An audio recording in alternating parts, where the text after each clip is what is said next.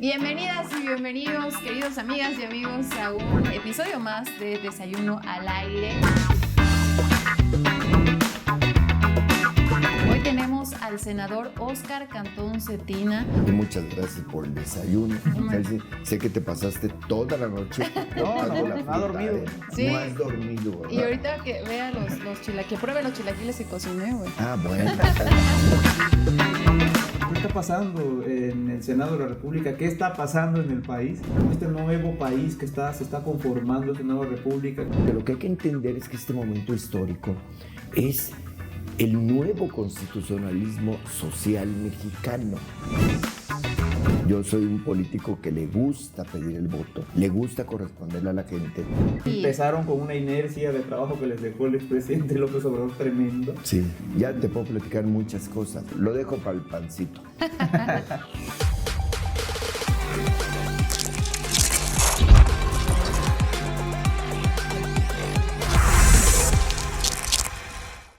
Bienvenidas y bienvenidos, queridos amigas y amigos, a un episodio más de Desayuno al Aire. Y hoy estamos de manteles largos como cada desayuno. Hoy tenemos al senador Óscar Cantón Cetina, presidente de la Comisión de Puntos Constitucionales del Senado. Bienvenido, senador. Muchas gracias por acompañarnos en este Desayuno al Aire. Encantado de estar con ustedes y muy agradecido por la invitación, Celsi y Carlos. ¿Verdad? Muchísimas gracias de verdad y les felicito. Senador, déjenme dar un saludo. Muchísimas gracias por comunicación. Acompañarnos, senador. De verdad, ya sabemos que tienen un chorro de trabajo en el Senado, que empezaron con una inercia de trabajo que les dejó el expresidente López Obrador tremendo. Sí. Algunos dicen que el presidente López Obrador no ha dejado de gobernar por esa carga de minutas, de reformas que dejó pendientes, que los ha traído atareados. Yo reconozco su trabajo, reconozco también el tiempo que se da por atender a los medios de información digitales o no convencionales, los alternativos como Celsin, como yo, que queremos saber qué está pasando en el Senado de la República, qué está pasando en el país, con este nuevo país que se está conformando, esta nueva república que se está conformando con estas reformas, que ustedes como protagonistas están quemándose las pestañas en esas sesiones larguísimas, senador. Entonces, antes que nada, ante nuestra audiencia, agradecerle, reconocerle el tiempo valioso que se da para atender aquí, y al final es el pueblo también quien ve este tipo de contenidos. No, gracias, de verdad, y para mí es una gran oportunidad. Así que yo creo mucho en la comunicación. Yo creo que en la política, en el gobierno, la comunicación es indispensable. Claro. Así que yo soy el agradecido y muchas gracias por el desayuno. Sé que te pasaste toda la noche cortando la fruta. No ha dormido. Sí. No has dormido, ¿verdad? Y ahorita que vea los chilaquiles, pruebe los chilaquiles que cociné, güey. Ah, bueno, entonces... No dormí, con bebé y cocinando además. Senador, pues si le parece vamos a comenzar. Si nos puede hablar brevemente, contar quién es Óscar Cantón Cetina, cómo llegó al Senado, para que la gente conozca un poquito más de quién es usted. Pues yo soy un político tabasqueño de toda la vida. Yo empecé mi carrera política haciendo en la Sociedad de Alumnos de la secundaria, de la preparatoria. Fui diputado federal por primera vez a los 28 años de edad. Muy joven, ¿eh? Fui senador de la República por primera vez a los 34 años de edad. He sido 3 veces diputado federal, 3 veces senador de la República con una vez diputado local. Entonces me ha gustado mucho el poder legislativo. Y creo mucho en la política, creo totalmente. ¿Y cómo llegué ahora al Senado? Ganando la elección. Como prácticamente yo todas las he ganado. Yo soy un político que le gusta pedir el voto, le gusta corresponderle a la gente. Y de 6 veces en el Congreso de la Unión, 5 han sido de mayoría. Solo una vez representación proporcional en la Cámara de Diputados, la anterior legislatura. Entonces yo llegué dándole gracias a Dios y el agradecimiento y el compromiso con el pueblo de Tabasco. Eso soy en términos generales. Ya te puedo platicar muchas cosas, pero lo dejo para el pancito. Muy bien. Senador, pues mire, hay mucha gente que todavía no sabe la importancia, la relevancia que tiene el cargo, aparte de senador de la República, la comisión tan importante que le fue designada seguramente por su valiosa experiencia Legislativa, la Comisión de Puntos Constitucionales del Senado de la República, que no es cualquier cosa, es por donde pasan las reformas machuchonas que se habrán de elegir ante el Pleno, y que pues ahora no les ha gustado mucho a la oposición nuestro trabajo, pero pues ni modo. Cuéntenos un poquito más para todos esos que todavía no saben o no conocen a profundidad y que están interesados en saber qué se hace en esta comisión que usted tiene a cargo y qué sigue después de que ustedes las revisan, las minutas o las propuestas de reformas. Claro, Carlos, con mucho gusto. Bueno, yo explico que el poder público en México, según la Constitución, se divide en 3 poderes. Claro. El Ejecutivo, que lo representa la Presidenta de la República en este momento, el Judicial, que son los ministros de la Corte, los jueces, los magistrados, y el Poder Legislativo, que lo integra la Cámara de Senadores y la Cámara de Diputados. La Cámara de Senadores representa a las entidades federativas y en la Cámara de Diputados al pueblo, por distritos electorales. Para el trabajo interno nos organizamos en comisiones. Seguramente la comisión más importante en las 2 cámaras es la de puntos constitucionales. ¿Y por qué? Pues porque es la que tiene que ver con nuestra Carta Magna, con la Constitución. Por ejemplo, si llega una ley, una reforma constitucional en términos de seguridad, es puntos constitucionales y seguridad pública. Llega de energía, es puntos constitucionales y energía. En fin, eso es lo que yo soy abogado, soy licenciado en Derecho y también, pues, ya dije, una trayectoria en el Poder Legislativo. ¿Sí? Entonces, ahí es donde se concentra ahora el gran trabajo. ¿Por qué?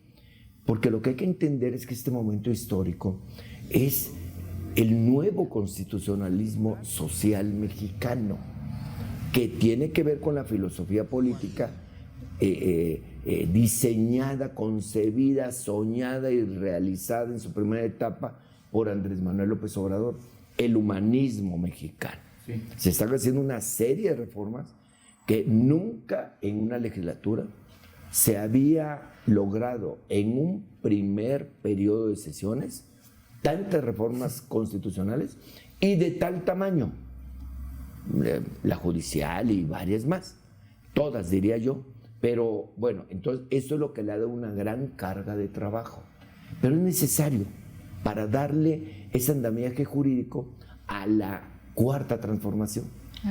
Eso es lo que hay que hacer. Nos contaba ahorita detrás de cámara sobre esta reforma al Poder Judicial que ha puesto en jaque a los jueces, a los ministros, a los magistrados, a este poder que se sentía intocable. Pero ¿cómo se vivió desde adentro? Yo creo que a la gente, a nuestro público, a los mexicanos les interesa conocer cómo se vivió adentro esta discusión de la reforma al Poder Judicial. ¿Cómo vieron a la oposición? Ahí en Tabasco usted dijo que la oposición está muerta electoralmente, pero bueno, en el Senado esta oposición, ¿cómo vivieron la reforma al Poder Judicial? Bueno, en Tabasco nosotros no tuvimos ningún problema. Y yo diría que en todo el país. ¿Por qué? Porque la plataforma electoral de nuestra coalición, que está formada por Morena, El Verde y PT, tuvo una bandera central para poder ganar las elecciones, que fue el plan C, el famoso plan C, que es ganar una mayoría calificada, que significa las 2/3 partes del Senado, de la Cámara de Diputados y de la mayoría de las legislaturas locales. Con eso ya formamos un poder constituyente, que significa que tienes capacidad de reformar la Constitución. Bueno, entonces a nosotros recibimos un mandato, pero porque le explicamos a la gente qué es lo que queríamos en todas las plazas públicas, boca a boca, calle por calle, todos fuimos un ejército, todos los candidatos, candidatas de la coalición, comenzando por Claudia Sheinbaum Pardo, lo llevamos como bandera, la bandera más fuerte, por algo muy sencillo, porque todas estas reformas constitucionales tienen que ver con los temas más sensibles, con vivienda, con salarios, con seguridad pública, con tantos temas. Esta reforma judicial, contestando a la pregunta, ha sido, y yo pienso que es la más importante desde 1917, cuando se hizo nuestra Constitución vigente. ¿Y por qué? Porque toca el poder, uno de los 3 poderes de la Unión, como dije hace rato. Toca totalmente, cambia el modelo del Poder Judicial. Eso es de un tamaño formidable. ¿Cuál es la característica principal? Que le devuelve al pueblo el poder soberano de decidir qué poder judicial quiere y quiénes lo deben integrar. Wow. Ahora, yo creo que, bueno, las encuestas lo dicen, no lo dice Oscar Cantón, pero el 80% de la población dice que está prácticamente perdido el poder judicial. ¿Sí? Que solamente tienes justicia si tienes dinero, tienes palancas. Influencias o un familiar en la corte. O el nepotismo. Sí. O el nepotismo judicial, que es verdaderamente grotesco. Sí. El estudio de la Suprema Corte dijo que en el 2022 el 52% de los ministros, magistrados y jueces tenían familiares en funciones. Bueno, hay un ministro que su hija es odontóloga y que tiene un alto cargo en el Poder Judicial. ¿Pero sabe quién no más es lo ni dijo? abogada. La asociación de Claudio Piz González. Sí. Su propia una investigación de ellos. de 2017. Sí. ¿No? Sí, es algo público, es algo evidente. ¿Cómo? Suprema Familia, ¿cómo? Poder familiar de la Federación. Exacto, tienes razón. Sí. Que nos recuerda al Supremo Poder Y Conservador. ahora lo defienden. ¿No? Exactamente. Sí, y entonces, bueno, en esas circunstancias no podíamos permitir que siguiera este estado de indefensión de la ciudadanía ante una justicia negada, cancelada, anulada para el ciudadano común y corriente. La mayoría. Para la gran mayoría. Entonces, esta reforma para mí es la más importante. ¿Cómo se vivió adentro? Bueno, pues obviamente se vivió con la misma intensidad que se vive afuera. Y que esta va a llevar todavía muy buen rato de discusión. ¿Qué sintió ese día que le reventaron la sesión, que rompieron la puerta? No, pues miedo. No, mire, yo estaba muy emocionado, sintiendo un gran patriotismo, muy convencido por convicción de que estábamos haciendo lo correcto. Pero obviamente cuando nos dicen que ya estaban entrando y Aventaron petardo, ¿no? Sí. y entonces yo recordé que nunca había ocurrido eso en el Senado de la República. ¿No? Primer lugar. Segundo lugar, me vino a la cabeza lo que vi en la televisión que pasó en el Capitolio, en Estados Unidos. En el que 20. vieron. Sí. Entonces yo dije, bueno, pues si pasó en el Capitolio, aquí va a ser peor. Y entonces nos quedamos. Yo fui de los que me quedé hasta el último en el salón, pero yo veía la gente gritando, alterada, ofuscada, y yo no entendía la actitud de algunos senadores. Por ejemplo, ahí están los videos, Alito, por ejemplo, el presidente del PRI, senador por Campeche, asusando a la gente, aplaudiendo a la gente. Y del Partido de Acción Nacional, básicamente fue lo que yo vi. Lili Telles también. Bueno, claro. También. Pero bueno, porque no se yo trataba no de... quiero que me acusen de violencia. Política de género. De violencia, no, tropical. No dimensionaron lo que estaba pasando, senador. No se trataba simplemente de la interrupción de una sesión legislativa importante, sino la irrupción en una sede de uno de los poderes de la Unión. Es como si abrieran un portazo en Palacio Nacional o en la Corte. Igual. Cuando están debatiendo algo. O una mañanera. Sí, pero es muy diferente cuando protestan afuera. Te pueden pintar la puerta a que se metan. Sí.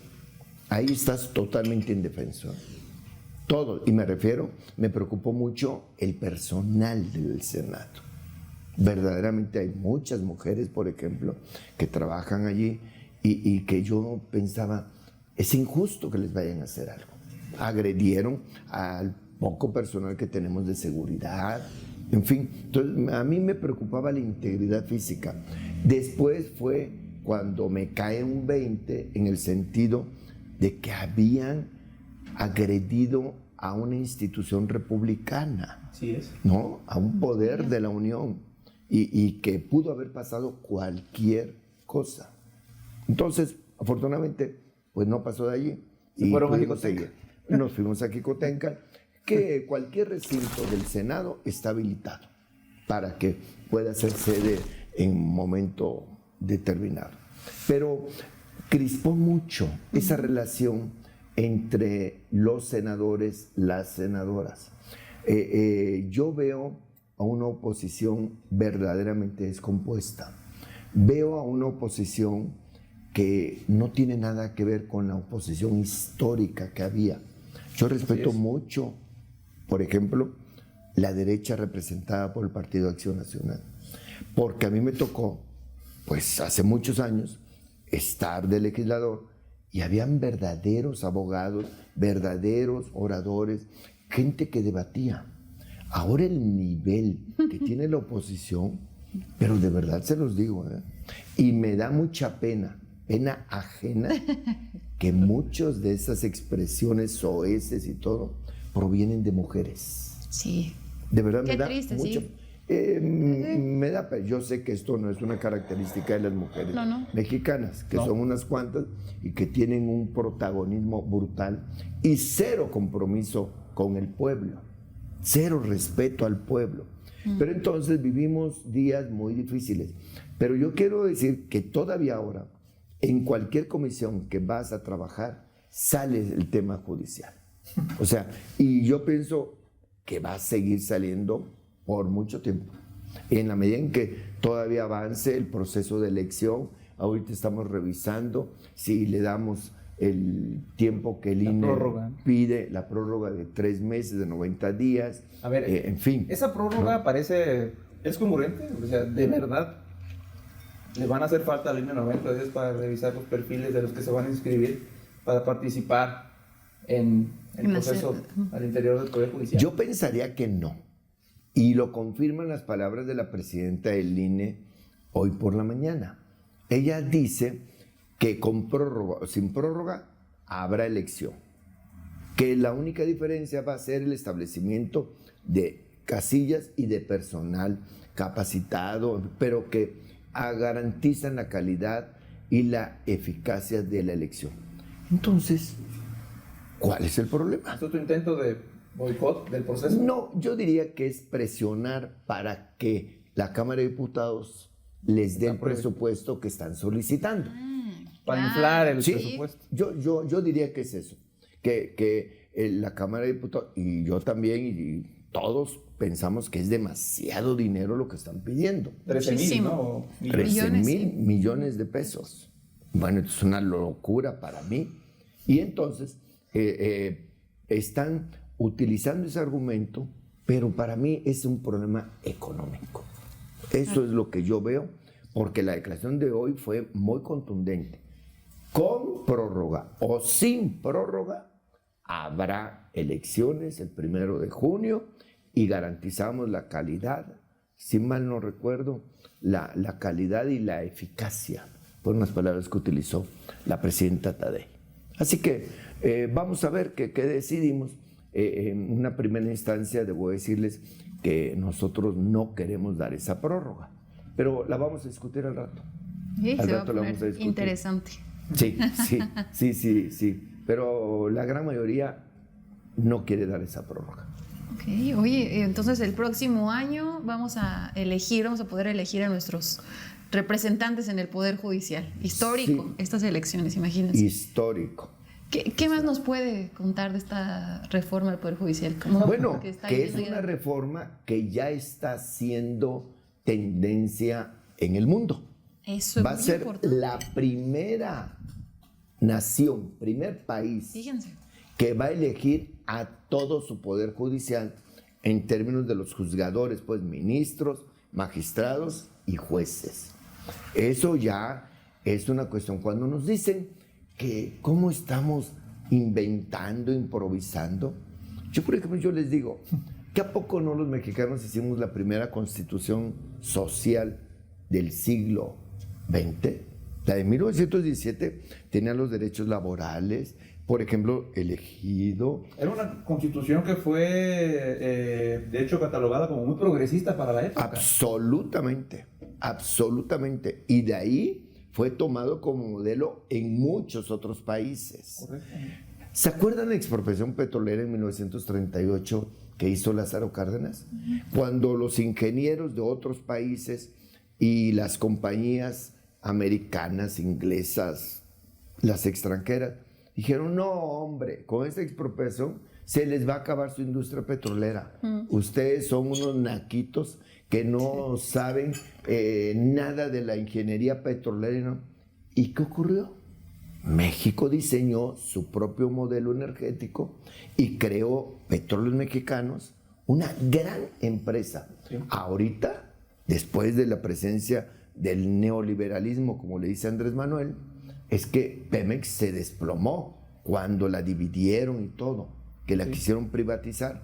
Pero Pemex era una empresa modelo, como era la CFE, de calidad mundial. El Instituto Mexicano del Petróleo daba asesoría y vendía tecnología a otros países. Bueno, pues esos mexicanitos, esos del Politécnico, de la UNAM, esos naquitos, como naquitos, pues fueron los que hicieron esa gran empresa. Entonces, hay que recordar, y pongo un último ejemplo de la grandeza del pueblo mexicano, ¿quién fue el creador de la ley de amparo? Que es una figura mundial. Pues Mariano Rejón, ¿no? Yucateco. Bueno, es una figura, una aportación al derecho mundial mexicana. Entonces, ¿por qué no vamos nosotros a innovar, a crear nuestro propio modelo? Por eso yo le llamo el nuevo constitucionalismo mexicano, porque lo que estamos haciendo es tomando las bases de la Constitución de 1917, pero adecuándolas a la modernidad, a la globalización, a todo lo que tiene que ver con la interrelación entre los pueblos, y que mucho tiene que ver la tecnología, mucho tiene que ver todo lo que está ocurriendo con una velocidad formidable en el mundo. El despertar de las conciencias, como le llama el presidente, la politización. Sí. Pero sí, lo dijo la presidenta Claudia Sheinbaum en su discurso en el desfile del 20 de noviembre, que la cuarta transformación le está devolviendo su esencia a la Constitución de 1917. Yo creo que no se equivoca.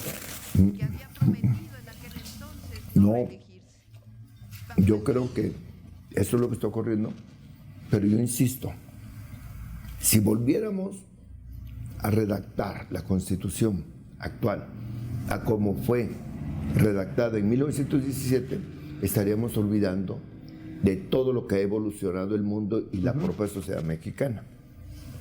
Hagan de cuenta que vamos a resetear la Constitución, por utilizar un término, no, porque lo estamos dando con todo lo que es el México moderno, pero también el México que queremos para el futuro, que es de paz, de justicia, de igualdad, sin discriminación, sin racismo. Lo que querían los constituyentes del 17. Sí. Es una constitución humanista. Hace rato lo mencionó usted. Bueno, tiene razón. Sí. Fíjate que esa, yo creo que es la palabra clave ahora. Porque, por ejemplo, el 17 no contempló así, como lo estamos haciendo ahora, las causas de los pueblos indígenas. No lo contempló. Los animalitos. Sí. O los animalitos ahorita. Que ya también, sí. Sí. O sea, imagínense. No, entonces hay muchas cosas que nosotros tenemos que entender, pero como dijo la doctora Claudia Sheinbaum, se está retomando todo el modelo social, pero adecuándolo a lo que son los tiempos modernos, nuevos. Y queremos además proyectar a un México para un futuro que verdaderamente le dé a este país mucha paz, mucho trabajo, pero también una gran justicia. Hay que acabar con esa desigualdad en todos los sentidos, o esa discriminación ¿Qué es lo que estamos logrando con este nuevo esquema? Miren, ¿cuántas reformas constitucionales llevamos ahorita? No, yo ya perdí la cuenta. Yo también, sí. Porque ya llevan un montón. El presidente mandó 21, si no me equivoco. No. ¿20? El 5 de febrero, Andrés. perdón, Andrés Manuel López Obrador, siendo presidente de México, mandó 20 reformas. 20. ¿Y cuántas lleva la Fueron presidenta? 2 de leyes secundarias y fueron 18 constitucionales. De las 18 constitucionales, yo fui diputado federal en la anterior legislatura y miembro secretario de puntos constitucionales. Procesamos y aprobamos 17. 17 de las 18 constitucionales. Solamente una no la procesamos, no había condiciones, que fue la reforma electoral, que ya la presidenta ha anunciado que va a enviar una nueva reforma electoral. De esas 17, ya ahora nosotros, la Cámara de Diputados, como las aprobamos en comisiones, no las podemos aprobar en el Pleno de los Diputados porque no teníamos la mayoría calificada. Sí. Entonces quedaron todas ya dictaminadas y aprobadas en la Comisión de Puntos Constitucionales. Bueno, de esas 17 ya hemos aprobado 9. Yo debo decir algo que me parece que es muy importante. 9 iniciativas presidenciales que presentó Andrés Manuel López Obrador en su momento. Y hemos aprobado 2 iniciativas ya presidenciales de la doctora Claudia Sheinbaum. O sea, hemos aprobado hasta el día de hoy 11. Pero de esas 11, me parece un dato muy importante, muy relevante, 8 son por unanimidad. 8 reformas constitucionales. No es cualquier cosa, ¿eh? No. Hemos visto una tarea de la oposición, y debo reconocerlo, de que, por ejemplo, atacó la oposición hasta el cansancio los programas sociales. Ya entendió, por lo menos entendió, que el pueblo de México ha sido beneficiado y ya votó a favor. La última, la semana pasada, que se aprobó por unanimidad, fue lo que es, permite la protección, el cuidado y el bienestar de los animalitos. Sí. Que es impresionante, de verdad, lo que la ciudadanía quería esta reforma. Sí. Y viene, por supuesto, la ley secundaria. Tenemos 6 meses para que el Congreso de la Unión haga esas reformas secundarias. En fin, estamos haciendo eso que, lo voy a decir por tercera vez, el nuevo constitucionalismo social, humanista en México. Esto es verdaderamente majestuoso, porque es lo que le va a permitir al pueblo de México defender sus derechos, todos sus derechos. Los pueblos indígenas, de verdad, hasta ahora Que se les reconoce. se les reconoce, ¿no? Entonces, hay que entonces entender 1917 a una realidad ahora. Los derechos de las diversidades sexuales, por ejemplo, ¿no? En fin, hay muchas cosas, pero la madre de todas las reformas es la judicial. Es la judicial. Senador, con toda esa experiencia legislativa que tiene, que ya nos comentó aquí al público, ¿qué siente haber sido parte de esta legislatura que votó y aprobó esta reforma que, desde mi punto de vista, yo la catalogué y ahí lo escribí, que mata del todo, de lleno, el Poder Judicial que nos dejó Zedillo, con ese famoso cedillazo del 97, sí. Si no me equivoco. Y nos entrega el Poder Judicial de Andrés Manuel López Obrador, un Poder Judicial ya entregado al pueblo por ustedes, que recibieron el mandato de la mayoría para que se los regresara. ¿Qué siente con toda esa experiencia, senador? Pues es una enorme satisfacción devolverle al pueblo el poder, como dice el artículo 39 constitucional, que el pueblo es el que tiene la soberanía, el mandato, pues. Y además dice el 39 constitucional que puede transformar, alterar el sistema de gobierno que desee. Un artículo que ¿Y lo la que estamos oposición haciendo? quisiera que no existiera. Ah, por supuesto, no, bueno, no, la oposición, ¿sabes qué es lo que quisiera que no existiera? El pueblo de México. Porque dicen- ¿quién lo venció? ¿Quién venció a la oposición el 2 de junio?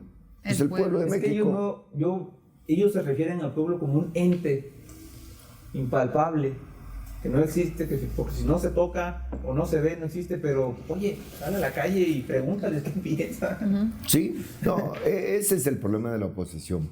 La oposición nunca va a tener viabilidad en este país ante un pueblo que ya despertó. Esa, como el despertar de las conciencias, ¿no? Que Andrés Manuel López Obrador ha definido muy bien. Eso ya se dio, ¿eh? Y la gente ya exige sus derechos. La gente ya se manifiesta. Pero ¿de qué forma tan bella? De manera pacífica Eso. y de manera legal, es decir, por la vía electoral. Una cuarta transformación pacífica. Como lo venía diciendo Sin Andrés violencia. Sin Violencia. violencia. ¿Por qué Andrés Manuel pone la cuarta transformación? Porque esto es una verdadera revolución. ¿Por qué no le llamó revolución? Porque revolución se tiene en un sentido de que es violencia. Sí, un levantamiento de armas. Sí. Y por la vía de las armas y por la vía de la desobediencia, pero violenta, no de resistencia civil, ¿no? Por eso le ponen la cuarta transformación. La primera, independencia; la segunda, la reforma; y tercera, la revolución. Pero entonces, imagínense qué maravilla, qué satisfacción tengo yo como senador de la República estar en este momento histórico siendo un actor de este proceso histórico, Sí. de ese gran despertar nacional que yo estoy seguro va a ser para bien. Primero los pobres, primero los mexicanos, primero lo nuestro, nuestra cultura. ¿Por qué despreciar, por ejemplo, la cultura indígena? Cuando tenemos una riqueza formidable. Ya quisieran otros países. Sí. Pero nada más quisieran una blusita de Oaxaca o de Chiapas o de Yucatán, ¿no? Nos piratean los modelos, Y sin los reconocer. europeos y los chinos, ¿no? Entonces, este es un gran país con una gran cultura, una gran historia, un gran pueblo. ¿Qué nos dice de esta dignidad que también nos devolvió el presidente López Obrador? Porque antes, pues, había hasta mexicanos, ¿no?, que decían, sentían vergüenza, y ahora nos ha devuelto esa dignidad, ese amor por nuestra cultura, por nuestro país. ¿Qué nos puede decir de...? Mira, cómo Celsi, no coincido con la expresión que dices. El pueblo mexicano siempre ha sido digno. Siempre ha sido digno. Es lo que ha salvado a este pueblo. El gran problema está en que el gobierno generó clases dominantes y que se avergonzaban. ¿Cuál era un despectivo? No seas indio. Sí. ¿Sí? Como que si lo que viene del pueblo fuera poco o no tuviera valor. Acuérdense que nosotros venimos de 300 años de sometimiento español. ¿Cómo contestaba la gente? Mande usted. Y todavía hay mucha gente que contesta así.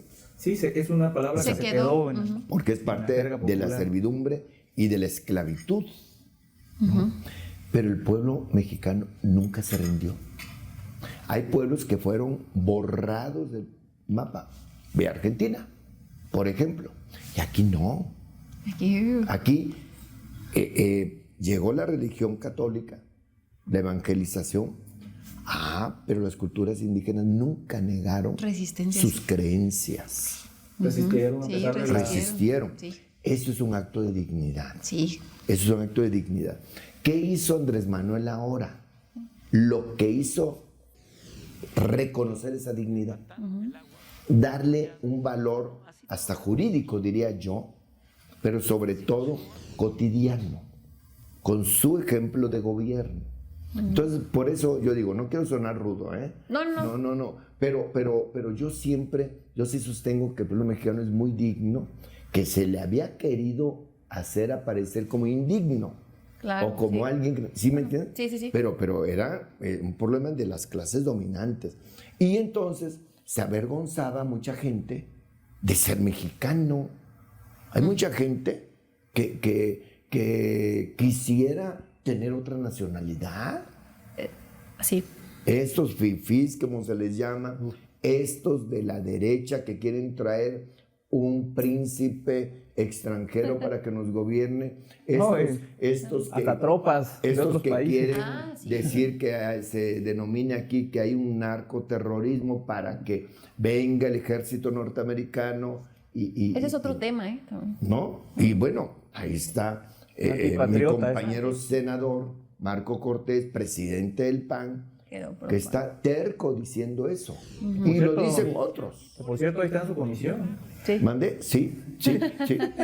Bueno, en la Comisión de Puntos Constitucionales yo diría que hay unas presencias muy relevantes. Está el coordinador Adán Augusto López Hernández, está el presidente del PAN, Marco Cortés. Ex, porque ya lo sucedió otro peor. ¿Pero ya tomó posesión? Ya. Ah, bueno. Entonces ya entonces. El ex.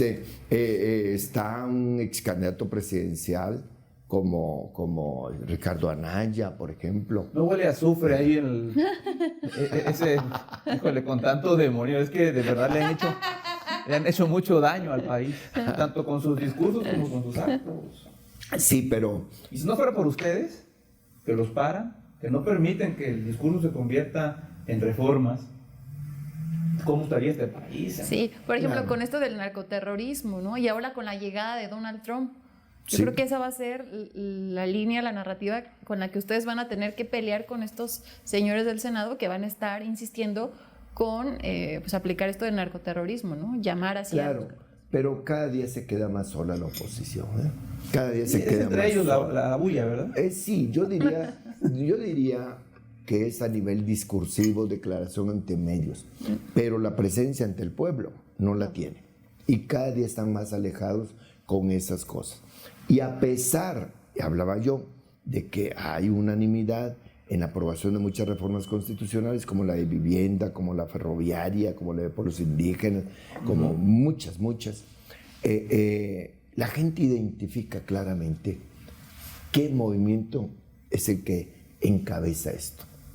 Y no le cree, por ejemplo, a los panistas cuando dicen, es que nosotros estamos a favor de los programas sociales.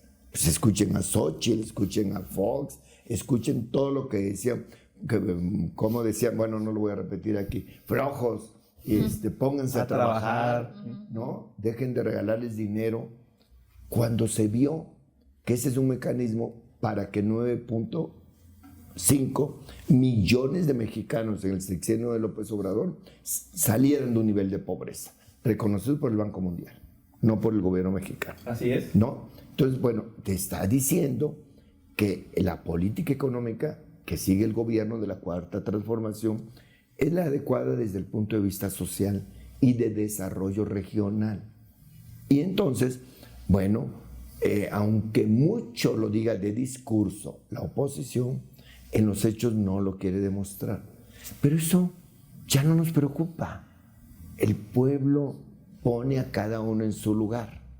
Y ya los puso en el 18, los puso en el 21, los ratificó en el 24. En el 24 solamente ganaron un distrito de los 32, ¿no? De las entidades solamente ganaron uno, Aguascalientes. No. Solamente ganaron 2 entidades. 2 entidades. ¿Cuál? Sí, Aguascalientes, o sea, 4. ¿Cuál fue la otra? Guanajuato, Querétaro. Creo que Querétaro. O sea, 4 diputados. Senadores sí. de mayoría. De mayoría. Es decir, nosotros ganamos en 30 entidades federativas. Y 60. la oposición completa la oposición, nada más ganó en 2 entidades federativas. 60 contra 4. Sí. ¿Se atreven a decir que son la mayoría del pueblo de México? Porque lo dicen, ¿eh? Y se atreven a decir además que estamos sobre representados. Todavía. Sí. Pues si el pueblo es el que nos dio el voto. Ellos son puros pluris. Sí. Ellos son los sobre representados y son los que no quiere el pueblo. Por eso el pueblo quiere que se acaben las pluris. Sí. ¿Por qué? Porque nada más, pues vean, nunca había yo visto esto, ¿eh? Pero ya se dieron cuenta que Alito es senador pluri, que Marco. Senador pluri. Ese se ponen los dirigentes. Bueno, entonces te está demostrando que todos tienen miedo de irle a pedir un voto al pueblo, porque saben que están alejados, saben que van a perder y por lo tanto mejor me aseguro. Pero eso no se daba, ¿eh? Los presidentes de los partidos de oposición tenían recato. Vergüenza se llama. Vergüenza, Carlos. Ahorita Tienes son razón. medio cínicos. ¿Medio? No limites. Es que no le ha tocado chacalear a Alito, es un sinvergüenza. Guanaya, que acusaba de persecución política y ahí lo vemos, ¿no? Como si nada. ¿Cuál persecución política? No, bueno, Ricardo Anaya sí es... Nunca ha sido un perseguido político, ¿eh? La Cuarta Transformación, yo diría que ha sido muy respetuoso de libertades. ¿Se atreven a decir de expresión política? Pero somos una dictadura según ellos. Pues qué dictadura tan Sí, mala, pero la ¿no? dictadura del pueblo. Está buena, la dictadura del pueblo. Que entonces se llama democracia. Empieza con D, pero estos están tan mareados que confunden dictadura con democracia. Porque es por la vía democrática que el pueblo se está imponiendo. Y si el pueblo quiere que Morena y sus aliados tengan todos los votos, así va a ser. ¿Por qué le vas a negar ese derecho al pueblo? Artículo 39. No, ¿por qué le vas a negar ese derecho? El pueblo es el que coloca a cada uno. Y todos sabemos que en las elecciones el voto es libre, es secreto, es absolutamente democrático. Si el pueblo decide que solamente haya un partido, no tiene nada de malo, ¿eh? Es un nuevo sentido de democracia. Porque que haya una oposición podrida, apátrida, parásita, no le sirve al país, ¿eh? No le sirve al país. Y el pueblo entiende que no los quiere y que no les sirve. Entonces hay que entender que el 39 constitucional es el mejor artículo que tiene la Constitución, porque es el poder del pueblo. Entonces hay que reconocer que el país ha tenido muchos tropiezos en esta lucha por su libertad y por su igualdad, pero que este modelo está permitiendo que verdaderamente el pueblo mande. Y como dice el clásico, si el pueblo manda y se equivoca, vuelve a mandar. ¿No? Sí. Pero el pueblo normalmente no se equivoca, ¿eh? Tiene un sentido común y una sabiduría perfecta, porque sabe dónde le duele, sabe cómo curar donde le duele, ¿o no? Sí, sí. En cambio, cuando están los fifís desde el aire acondicionado, desde las oficinas de lujo, desde todo eso que significa una realidad que no es la de la mayoría del pueblo. Una burbuja, pues ahí toman decisiones que siempre son contrarias al pueblo. O populares, como le llamaban Andrés Manuel. Sí, Decisiones populares, y entonces chocan contra las decisiones populares. Por eso el triunfo de Andrés Manuel López Obrador, ¿no? Conocía perfectamente cada región del país y rescataba, se quedaba con las diferentes necesidades que le aquejaban a cada pueblo por el que caminaba.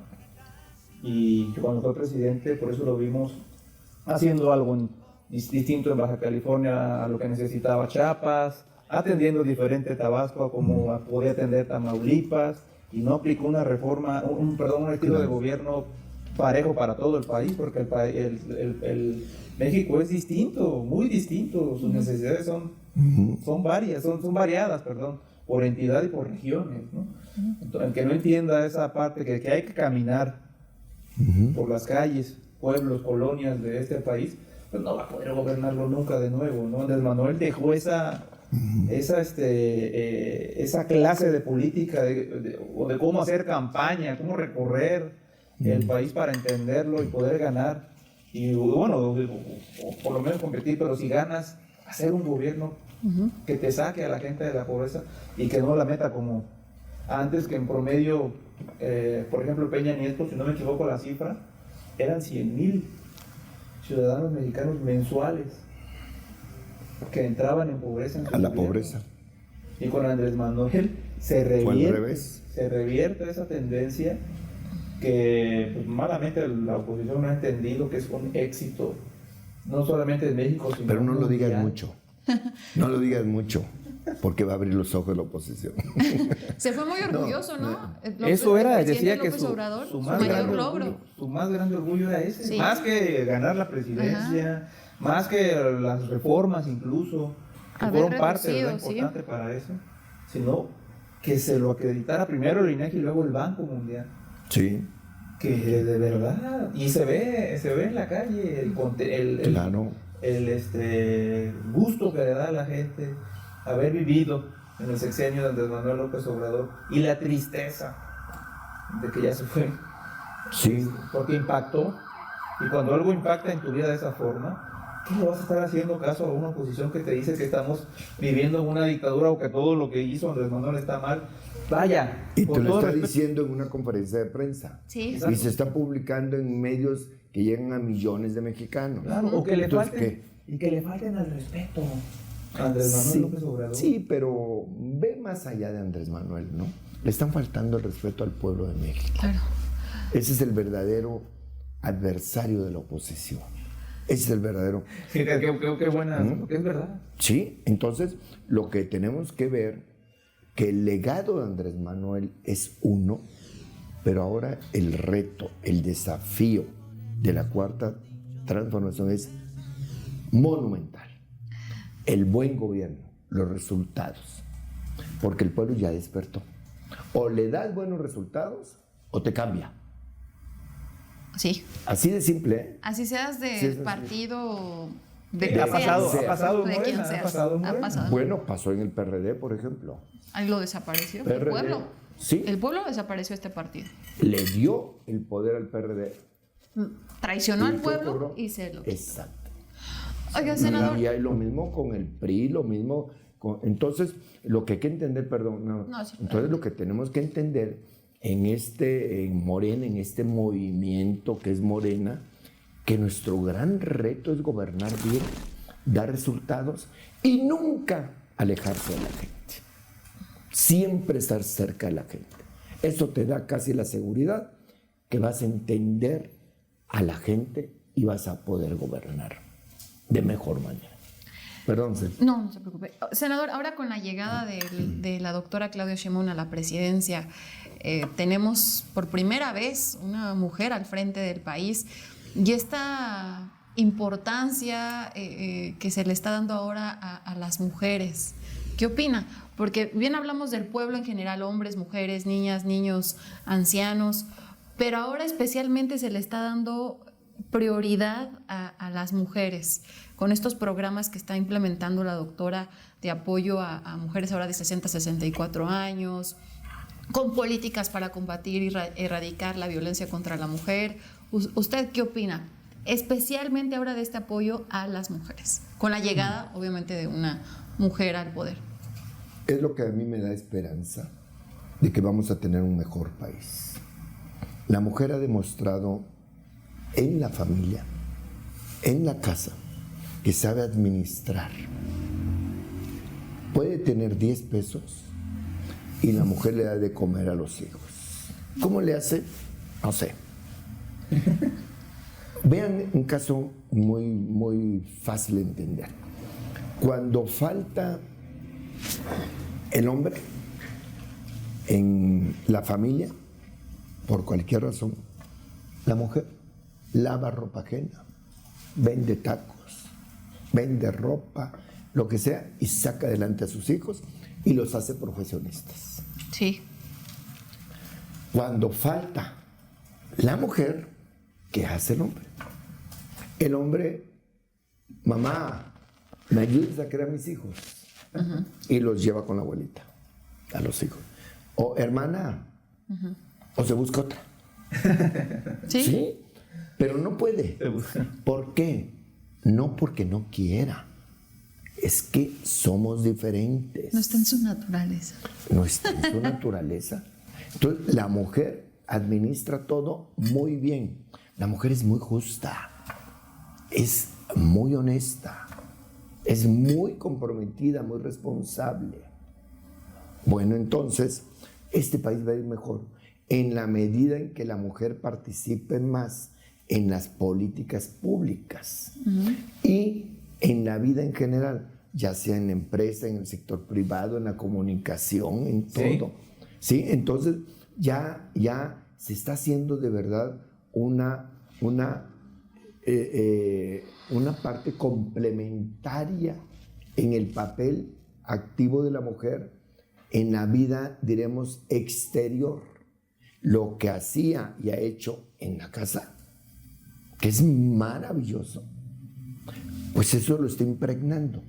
Vean a la doctora Claudia Sheinbaum, porque también debo decir, lo digo con gran respeto a todas las mujeres, hay de mujeres a mujeres. Yo estoy seguro que México no tendría una claridad en su futuro si hubiera ganado Xochitl, por ejemplo. No. Oye, y apenas... Porque no está preparada, porque es otro tipo. Claro. Sí, no hay No niveles, sé si usted vio los memes. Exacto, hay niveles.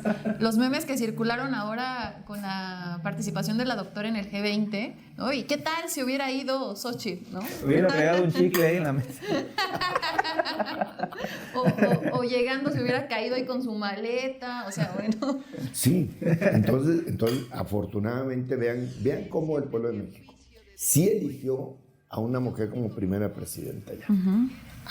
Pero tenía dos opciones. No cualquier mujer. No cualquier mujer. ¿Cómo se fija en una científica, en una mujer respetable? Díganme, ¿cuándo han acusado a Claudia Sheinbaum de un escándalo o de un acto de corrupción? Nunca, nada. Y está aprobada en el servicio público. Está aprobada. En cambio, la otra aspirante, lo primero que le salió fue todo las tranzas, negocios, contratos y cosas por el estilo, ¿no? Tu casa, ¿no? Bueno, entonces, qué bueno que el pueblo de México decidió hacia una mujer que le va a dar brillo a la propia mujer. Porque, en serio, por mucho que quiera ver yo moderado, pero es que hay algunas mujeres que no están representando a la verdadera mujer mexicana, a la trabajadora, a la honesta, a la que tiene valores. Vean en las cámaras, pero vean también algunas presidentas municipales, vean inclusive algunas gobernadoras, y ya no digamos de otros sectores. Bueno, pero afortunadamente este país va bien. Entonces, y lo demostró la presidenta cuando manda su primera iniciativa presidencial, la mandó al Senado, fue la de la igualdad sustantiva de las mujeres.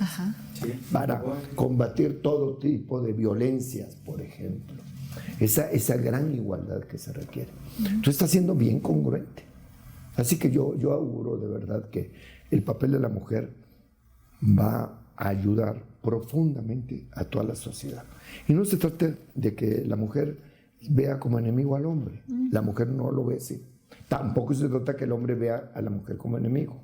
Al contrario, como partes complementarias. Sí, exacto. Y lo ha dicho la propia presidenta, Sí. Un complemento. Sí. Sí. Entonces yo así lo veo, yo así lo veo. Y para mí es grandioso y es parte de la historia que nos está iluminando un futuro de mucho desarrollo, mucho progreso, mucha justicia, mucha grandeza del pueblo de México. Esa presencia de la mujer. Senador, antes de concluir con un poco más de la doctora Claudia Sheinbaum, usted no solamente lo respalda una gran trayectoria legislativa, es de Tabasco usted también, comparte agua, tierra, o compartió agua, tierra, aire, todo con el último gran caudillo que ha tenido México, reconocido ya. por el pueblo y por el propio pueblo de México actual, el expresidente Andrés Manuel López Obrador. ¿Cómo fueron sus inicios con Andrés Manuel en la lucha? No sé cómo él se convence de que ese es el camino. ¿Qué siente? ¿Qué siente de que el México actual se construye gracias a un tabasqueño que despertó las conciencias de todo un pueblo, o de la gran mayoría del pueblo, Sí. necesitado, que le urgía un cambio en sus vidas y que ahora lo vemos ya impactado para bien? ¿Qué siente de que su paisano haya sido el constructor de los pilares de este nuevo México? Bueno, yo debo decir que yo tengo una gran admiración por mi paisano Andrés Manuel López Obrador, pero también un gran cariño. Somos de la misma edad, estudiamos juntos la preparatoria, estudiamos juntos en la universidad, aunque él en la UNAM, él estudió ciencia política y yo ciencias de la comunicación, pero era la facultad muy pequeñita. La misma facultad de políticas. De ciencias, facultad de ciencias políticas y sociales de la UNAM. Empezamos en 1976 nuestra carrera política en la misma campaña para el Senado de la República, donde eran candidatos un poeta maravilloso tabasqueño, el mejor, Carlos Pellicer, y un empresario tabasqueño, del Gustavo Gutiérrez Ruiz. Entonces tenemos mucha afinidad. Como somos de escuela de gobierno, nos une ese nacionalismo. A él le encanta la geografía, por ejemplo, la historia, defiende mucho el español. Bueno, así fuimos formados. Entonces, por supuesto, tengo una admiración, insisto, por su congruencia, por sus valores, pero también tengo un cariño, porque somos amigos desde ya no me acuerdo desde cuándo. Nada más lo que les digo es que estamos hablando de pues más de 50 años. Entonces, bueno, y yo terminé diciendo que hasta la afición por el béisbol. También le gusta. Sí, es que Tabasco era un estado beisbolero. Tabasco no se jugaba casi el fútbol. Y ahora ya la televisión ya hizo milagros, ya cambió, ya se juega más el fútbol que el béisbol. Y por las condiciones, ¿no? Necesitas en el béisbol 9 manoplas, un bat, pelotas, sí. Y acá es un baloncito y que le haces hasta la pelota de trapo y ahí córrele, ¿no? Entonces es mucho más fácil, mucho. Pero bueno, yo siento esa gran satisfacción y yo reconozco que es el presidente de la República más querido de toda la historia. Podrá ser más admirado Benito Juárez, podrá ser reconocido Lázaro Cárdenas, pero el más querido, el que se le metió a la gente hasta la médula, se llama Andrés Manuel López Obrador. La gente por eso lo ve con ese amor, diría yo. Y lo extraña mucho. Claro, y le prende su veladora y le pide a Dios que se lo cuide, que lo proteja. Sí. Es el más querido, es el más querido. Pero ¿por qué es más querido? No solo por su trato, no solo por su cercanía, sino por sus obras, sus acciones. Que, como dijo él, amor con amor se paga, ¿no? Por esta congruencia, ¿no? Entre Sí. lo que decía y lo que Sí. hacía. Y lo que dijo de promesas de campaña, Las cumplió. todo lo cumplió. Todo lo cumplió. Primero los pobres. Y le llegó y le cobró y le sigue cobrando impuestos el gobierno a los que tienen más. Eso irreversible. Entonces, bueno, no solo esa cercanía, porque hay políticos que pueden ser muy populares, y que te saludan, te palmean y nada más te prometen, te engañan y no te cumplen. Pero él sí cumple y ya lo demostró. En la Ciudad de México, sus 6 años, porque ahí nacieron los programas sociales, y en la presidencia de la República. ¿Qué más quieres? Por eso nos va a cumplir también que ya no va a volver a aparecer públicamente hasta que termine ese libro. Está escribiendo. Y eso el libro, quién sabe él. Y el libro, tal vez, ni siquiera él, ¿eh? Entonces, Andrés Manuel, para mí, desde mi punto de vista y de quienes conozco, sí ha sido un hombre muy congruente y nunca nos engañó, ¿eh? Ahí están sus libros donde plasmó claramente qué es lo que iba a hacer cuando llegara a ser presidente de la República. No le cambió. Su proyecto fue el que enamoró a la gente, ¿no? Este proyecto de nación. ¿Qué fue lo que más le impactó a Andrés Manuel? O sea, lo que más le dejó. Bueno, yo diría siempre su congruencia. Andrés Manuel nunca ha cambiado. Nunca ha cambiado. Desde joven, su congruencia, su congruencia. Y Carlos Pellicer le inyectó un gran amor por las clases desprotegidas, por las clases indígenas. Por eso él después fue delegado del Instituto Nacional Indigenista en Tabasco y se iba a vivir a las comunidades. Él tenía su casa en Villahermosa. Villahermosa de Nacajuca, por ejemplo, está a 20 kilómetros.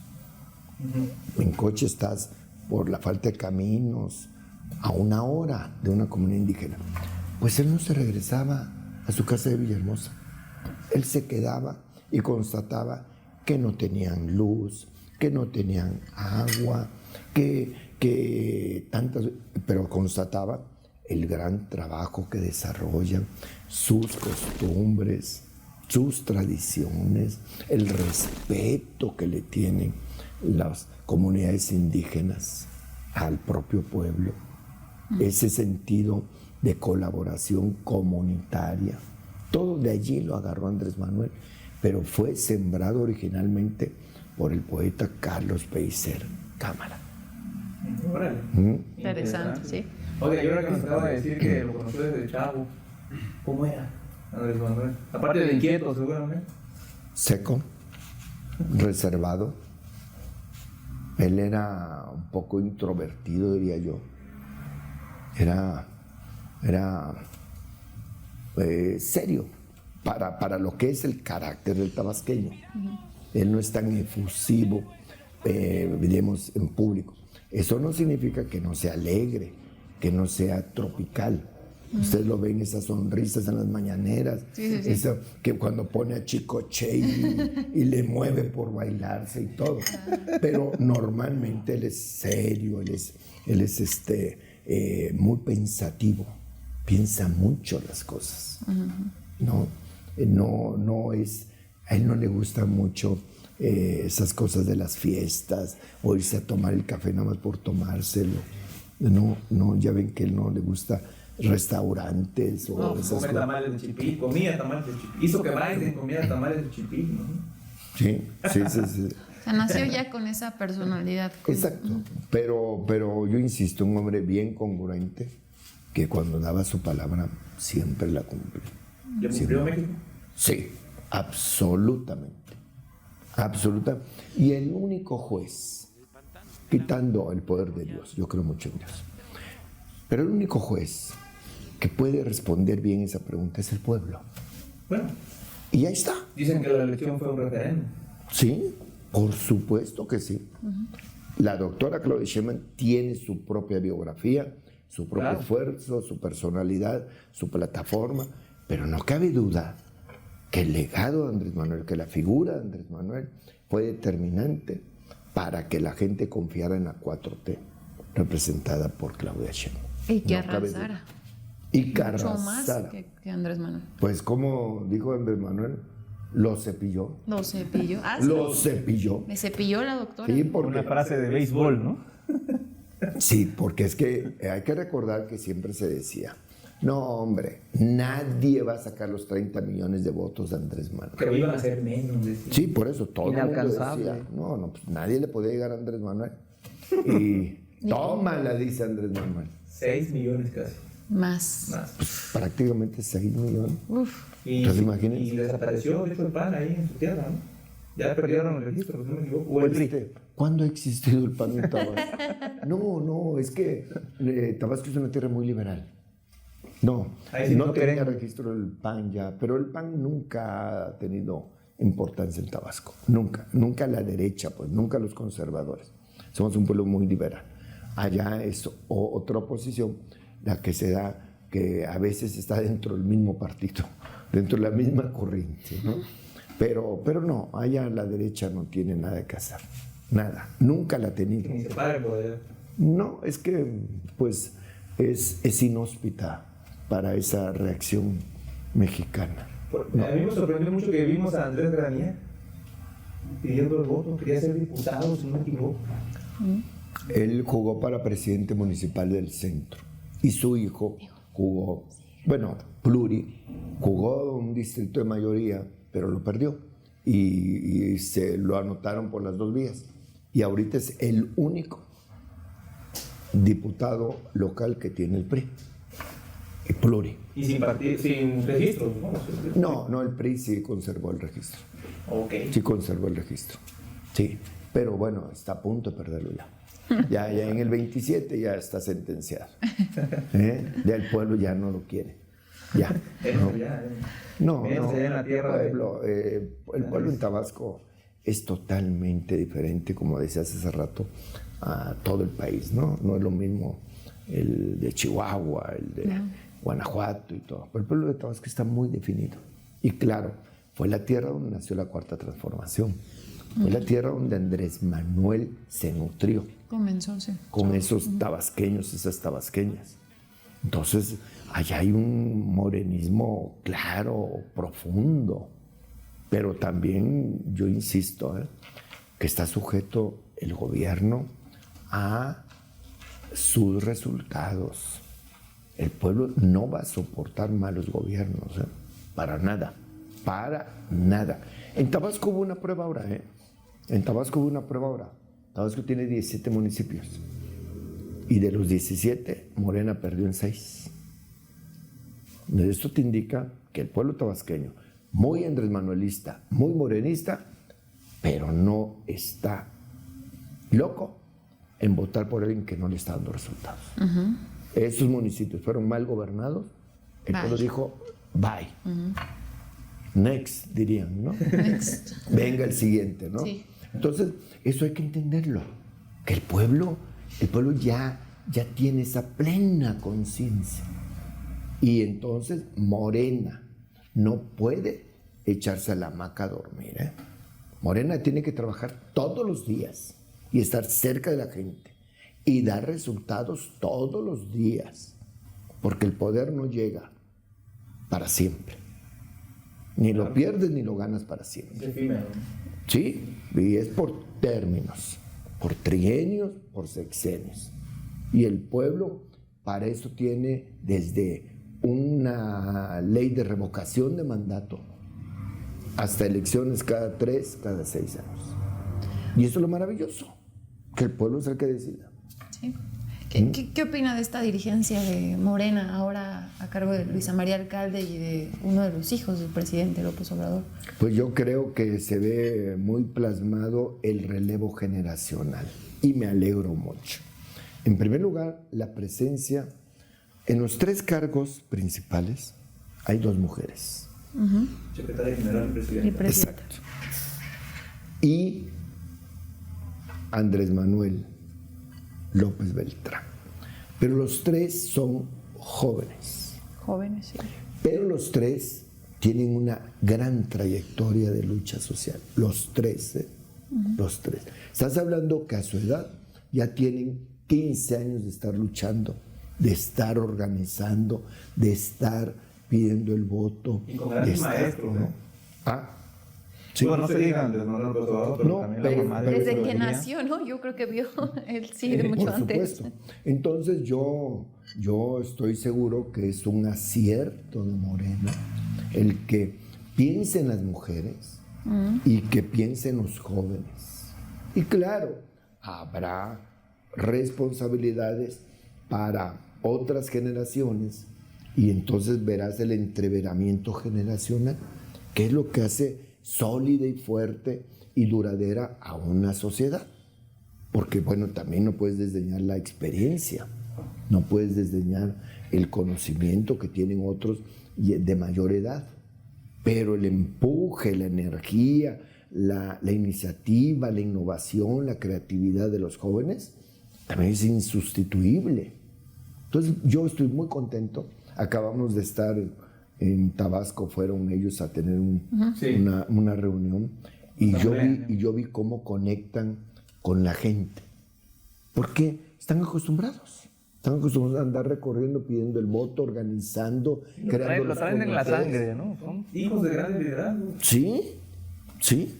Entonces, bueno, a mí me parece que Morena va por buen camino. Por buen camino. Morena tiene que retomar la vía de la democracia interna, la vía de las nominaciones a partir del mandato del pueblo. Morena tiene que medir muy bien ese sistema de encuestas que está muy cuestionado. Morena tiene que ir avanzando en la democracia en la calle, en las comunidades, en las colonias, ¿verdad? Y ejercer el papel de contralores sociales para los gobiernos de Morena, que se porten bien, que respeten a la gente, que le cumplan a la gente. Morena tiene ese papel. Morena tiene ese papel. Es el pueblo. Tiene que ser el contralor social mejor que cualquier institución. Bueno, senador, ya para concluir, se vienen reformas importantes, tienen chamba. Sí. Tienen bastante chamba. Cuéntenos cuáles se vienen en estos últimos días, cuáles están ya a nada de aprobarse. Hablábamos hace un momento de una muy importante, el tema de los animales. Sí, esa fue la que aprobamos ya la semana pasada y esta semana estaríamos ya discutiendo y seguramente aprobando la que tiene que ver con la prisión oficiosa. Que los tiene desatados a la oposición, porque... Sí, bueno, son temas que son debatibles, ¿no? Pero que nosotros estamos ciertos que ante el nivel de delincuencia, ante lo que ha ocurrido con este Poder Judicial corrupto, que a muchísimos narcotraficantes los han dejado en libertad, sí, los sabadazos, todo. Entonces nosotros vemos una figura jurídica necesaria que esté en la Constitución. Y vendrá seguramente ya la discusión también de lo que es la eliminación de algunos órganos autónomos, como el INAI o como... Aprobada ya en Senado, ¿lo toca a ustedes? Sí, ya nos toca procesarlas en el Senado de la República y por supuesto también seguramente será aprobada. La oposición no corresponde a esto, pero esto es devolverle su estructura orgánica al gobierno mexicano en su división de poderes. Los órganos autónomos, muchos, como la COFETEL, la Telecomunicaciones, pues, el INAI, varios órganos autónomos se han erigido como un cuarto poder, encima de los tres poderes constitucionales. Sí. No contrapeso. Fueron creados para darle una supremacía constitucional. Exacto, y ni por siquiera ejemplo, contrapeso. ¿quién da las concesiones de radio, televisión? Pues si no es la Secretaría de Comunicaciones y Transportes, es el órgano autónomo. ¿Quién las daba antes? Pues la Secretaría de Comunicaciones y Transportes. ¿Quién define la política energética? Pues la Comisión Nacional de Hidrocarburos, lo que es la Comisión Reguladora de Energía, todo esto que es para favorecer a los privados. Entonces, eso es lo que nos viene, varias más, para de aquí a diciembre terminar el periodo ordinario con la mayoría de las reformas constitucionales. También la presidenta mandó una nueva reforma judicial, ¿no?, que adiciona... sí, son 3 leyes secundarias. Entonces, también se viene esa, ¿no? También las vamos a procesar, claro. A mí ya no me toca esa, porque no es constitucional.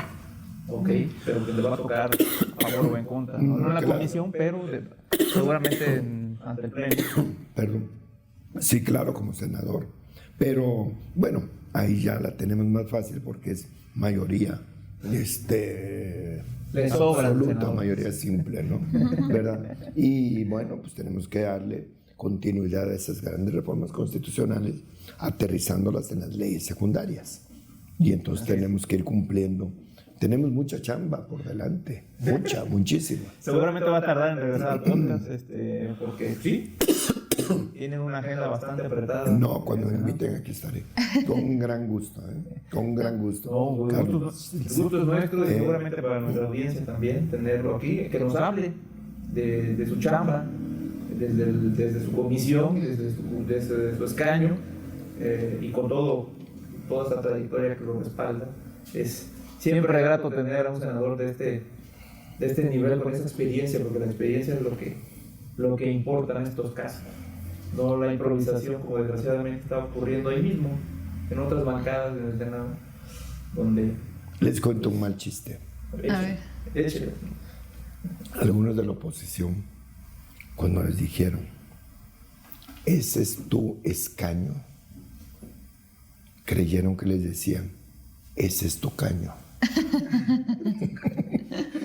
Porque llegan y tienen un comportamiento Sí, no está a la altura del pueblo y del Senado. con todo respeto, ¿no? A quien del lavadero.